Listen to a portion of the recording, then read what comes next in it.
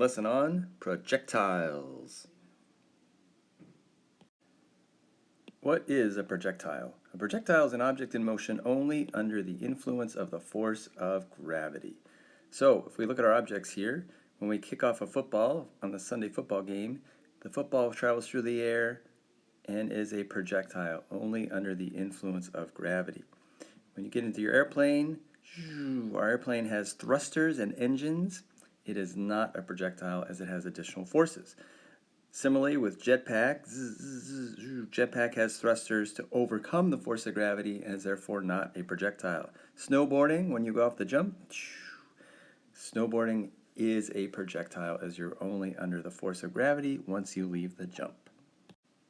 These trajectories of the projectile, or the path they take through the air, is the shape of a parabola, as you recall from math class, but it's a little more familiar for physics if we turn it this way.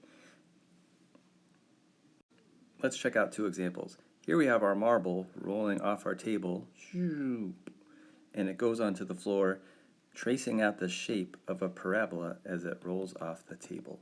A parabola, it's not a circle, it's not an arc, it is a conic section, it is a parabola.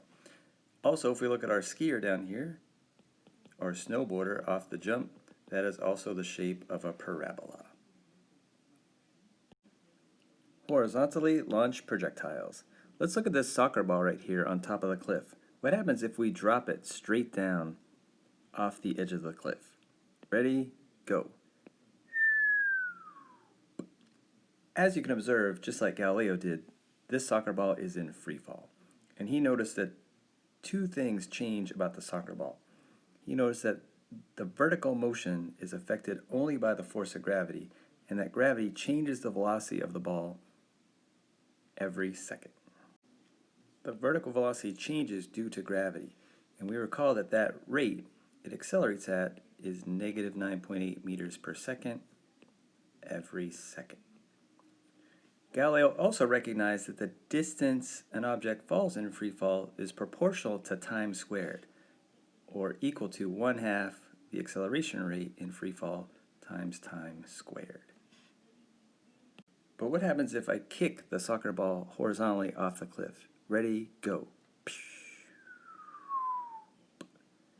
Now we can observe that the soccer ball doesn't just move down, but it also moves forward due to that initial forward horizontal velocity. This horizontal motion is a motion of constant velocity assuming no air resistance.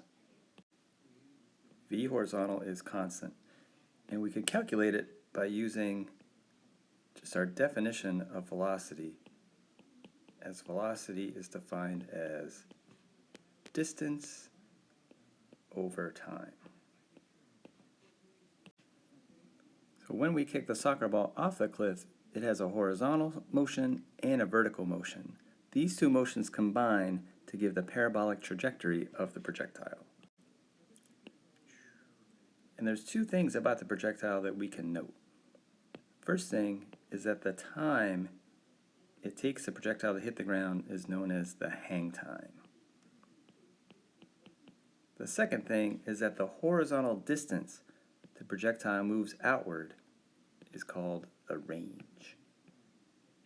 And we can see that in our horizontal motion equation right here, that delta x is the range of the projectile.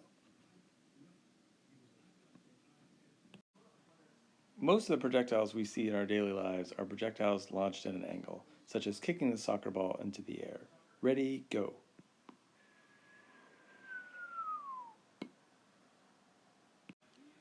That is, we kick the soccer ball up into the air at an angle relative to the ground.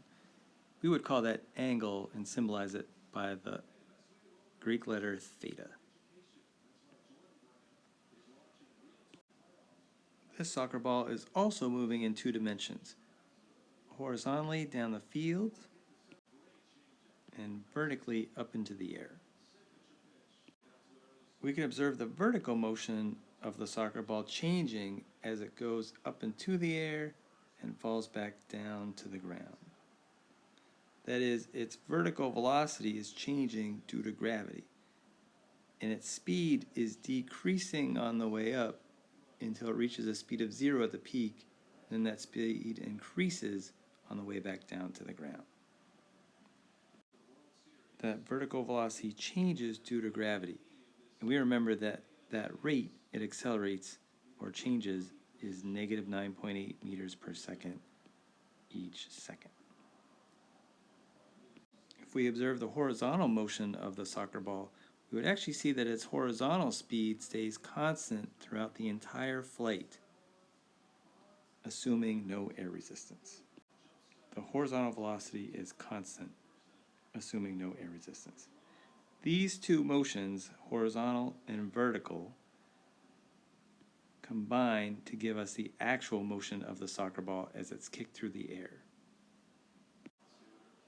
as the trajectory of a parabola.